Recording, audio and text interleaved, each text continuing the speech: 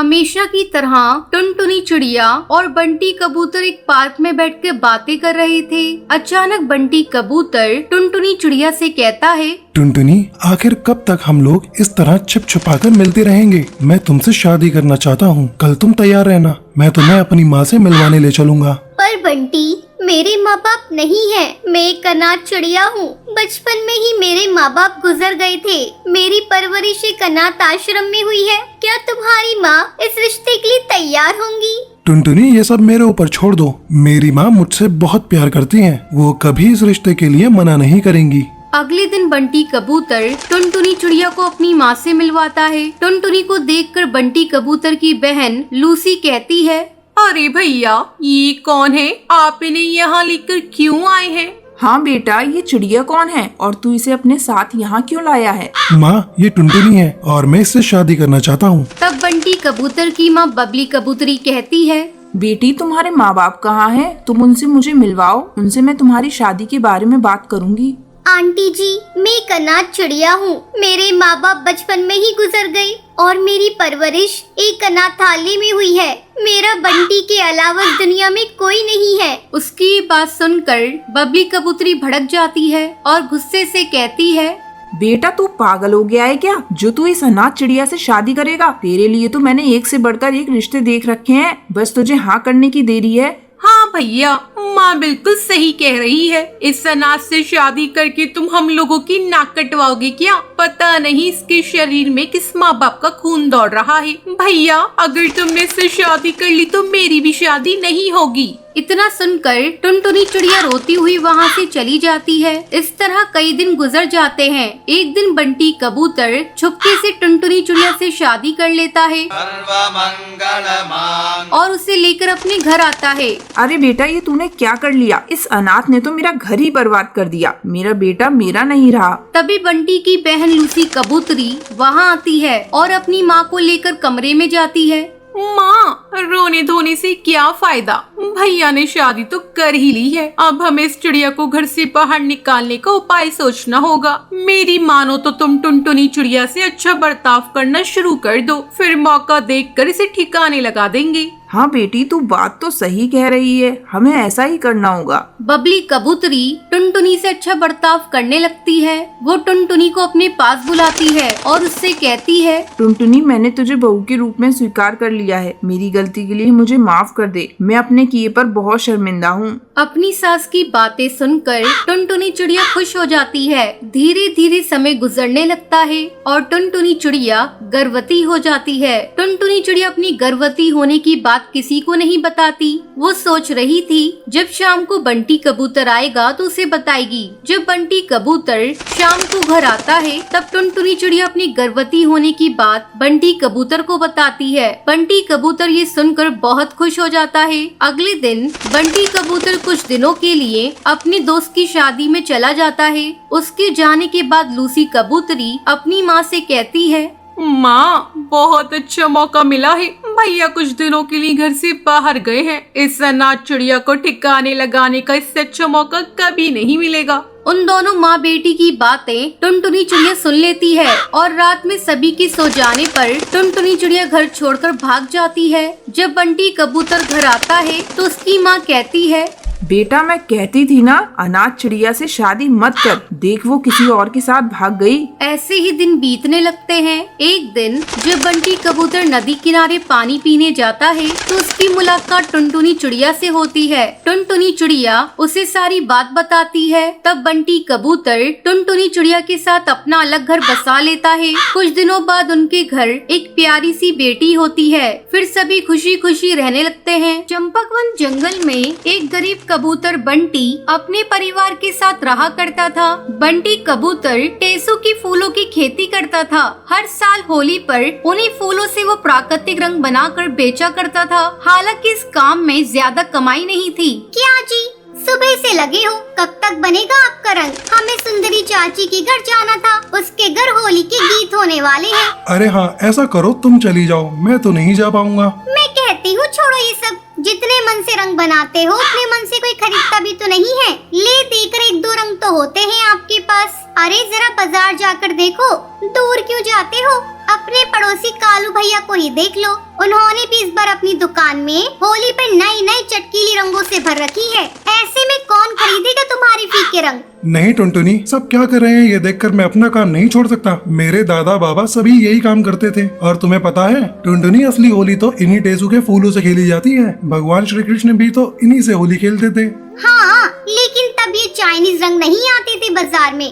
समझा करो जी, अब जमाना बदल गया है। तुम कुछ भी कहो टुनटुनी, मैं काम नहीं छोड़ने वाला। मेरा तो इसी काम में मन लगता है। तुम समझते क्यों नहीं हो? तुम समझ नहीं रही हो, ये रंग प्राकृतिक है और जिन रंगों की तुम बात कर रही हो पता भी है कितने खतरनाक होते हैं। ये सब मुझे मत समझाओ। समझा सकते हो तो उन लोगों को समझाओ जो वो रंग खरीदते हैं, और वे भी तुम्हारे रंग से कई ज्यादा कीमत देकर। इतना कहकर टुनटुनी वहाँ से चली जाती है। वो चाहती थी कि बंटी टेसू की फूलों की खेती करने के बजाय कुछ ऐसा करे जिससे उसकी अच्छी कमाई हो, लेकिन बंटी तैयार नहीं था। ये बात सच थी कि बाजार में आने वाले नए नए किस्म के रंगों के मुकाबले उसके रंग ज्यादा नहीं बिकते थे, लेकिन फिर भी जंगल में कुछ पक्षी थे जो अभी भी बंटी से रंग खरीदते थे।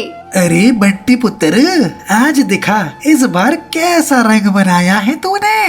राम राम काका, इस बार फूलों की खेती बहुत अच्छी हुई है। देखो कैसे सुर्ख रंग बना है। वाह भाई, रंग तो वाकई बढ़िया है। ला दे थोड़ा सा। अरे काका, थोड़ा सा क्यों? होली नहीं खेलोगे इस बार? और मिट्टू काका नहीं आए इस बार रंग खरीदने? अरे बिट्टू, उसने तो खाट पकड़ ली है। बेटा, वैसे तो मेरा बेटा भी पहले से ही खरीद के ले आया बाजार से रंग, और बच्चों के लिए पिचकारियाँ भी। लेकिन मैंने तो कह दिया मैं होली खेलूंगा तो सिर्फ बंटी के रंग से। ये लो पैसे। तो अच्छा, मैं चलता हूँ बेटा। रुको काका, ये थोड़े से फूल भी लेते जाओ। जितना रंग बनाया है उतना रंग ही नहीं बिक रहा है, और बनाकर क्या करूँगा? ये फूल भी पड़े पड़े बेकार हो जाएंगे। पूरे जंगल में सिर्फ हरी काका ही थे जिसने पूरे जंगल में बंटी से उसका रंग खरीदा था। बंटी ने बहुत कोशिश करी, लेकिन कोई भी उससे रंग खरीदने को तैयार ही नहीं था। दूसरी तरफ बंटी के पड़ोसी कालू की दुकान खूब जोर शोर से चल रही थी।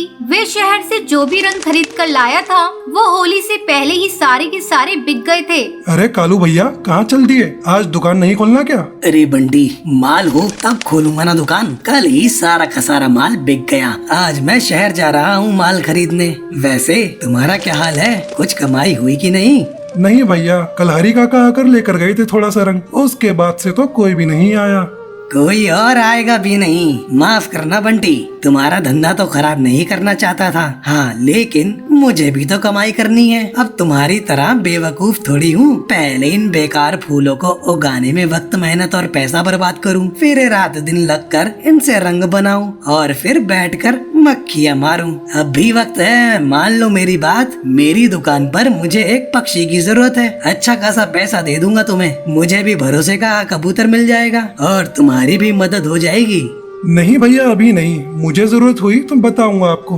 अरे रहने दो बंटी, तुम तो उल्लू हो उल्लू, कुछ नहीं हो सकता तुम्हारा। इतना कहकर कालू कौवा वहाँ से चला जाता है। ऐसा नहीं था कि बंटी को कालू की दुकान पर काम करने से एतराज था, लेकिन सच तो ये है वो अपना पुश्तैनी काम नहीं छोड़ना चाहता था। लेकिन वो जानता था एक न एक दिन पूरा जंगल उसके फूलों की और उसके बनाए गए प्राकृतिक रंग की अहमियत जरूर समझ जाएंगे। देखते ही देखते होली का दिन आ गया। हर तरफ होली की रौनक थी, लेकिन बंटी कबूतर के घर ऐसा नहीं था। मैंने तो पहले ही कहा था, फालतू काम छोड़कर कोई और काम देख लो। अरे कालू भैया की बात मान लेते, कम से कम त्योहार वाले दिन तो खाली हाथ नहीं होते। अभी आते ही होंगे सब पक्षी होली मिलने के लिए। क्या खिलाएंगे उन्हें? अपना गोलू बेचारा भी रो रो के सोया है। उसके सारे दोस्त पिचकारी से होली खेल रहे हैं और उसके पास तो कुछ भी नहीं है।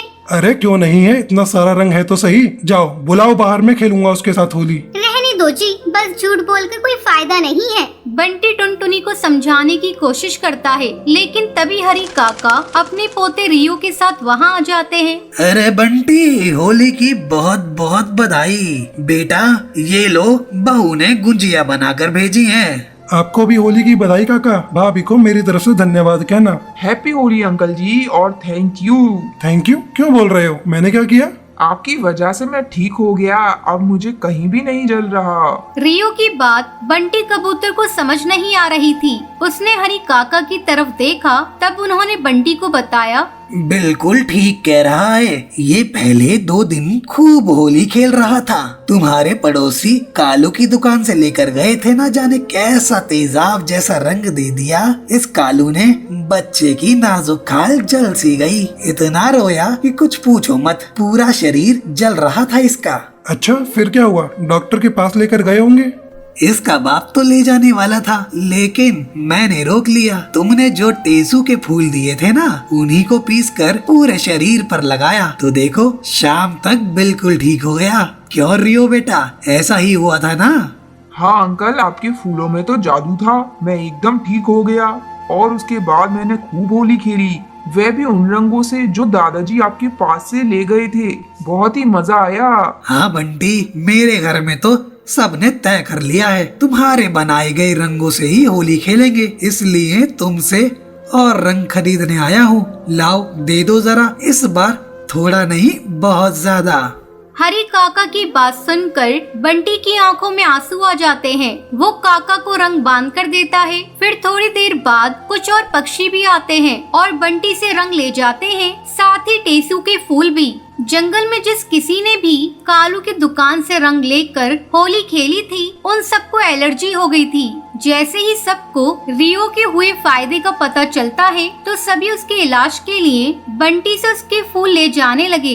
देखते ही देखते सारा रंग और फूल बिक गए और ये सब देखकर टुनटुनी बहुत ही खुश थी और साथ ही साथ शर्मिंदा भी। मुझे माफ कर दीजिए जी, मैं गलत थी। बाजार के रंग आपके बनाए हुए रंगों के आगे कुछ भी नहीं है। और ये फूल मुझे तो पता ही नहीं था ये इतने काम के होते हैं। हाँ टुनटुनी, टेसू के ये फूल सिर्फ रंग बनाने के काम नहीं आते, बल्कि इनसे कई तरह की दवाइयाँ बनाई जाती हैं। इनसे खाल पर होने वाली कई बीमारियों के इलाज हो सकते हैं। बाबा ने बताया था मुझे। बंटी की होली भी अब फीकी नहीं थी और बाकियों की होली भी बिल्कुल सुरक्षित थी, क्योंकि अब सबको प्राकृतिक रंगों की अहमियत जो समझ आ गई थी।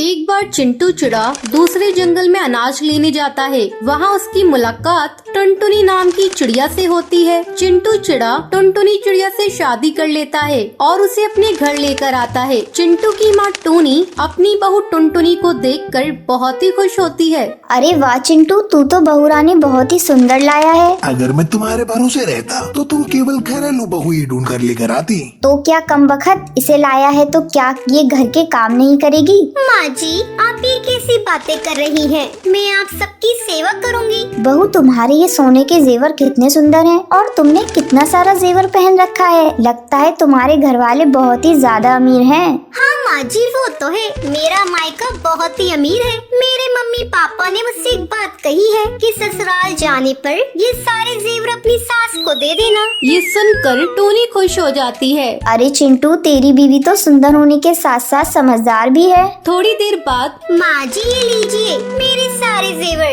इसे अब अपनी अलमीरा में रख लीजिए। ला दे, मैं इसे अच्छे से रख देती हूँ। टुनटुनी अपने सारे जेवर टूनी को दे देती है। अगले दिन जब टूनी सोकर उठती है तो वो देखती है कि उसके गले में गोल्ड चेन नहीं है। चिंटू, टुनटुनी इधर आओ जल्दी। क्या बात है माँ, सुबह सुबह किस बात के लिए शोर मचा रही हो?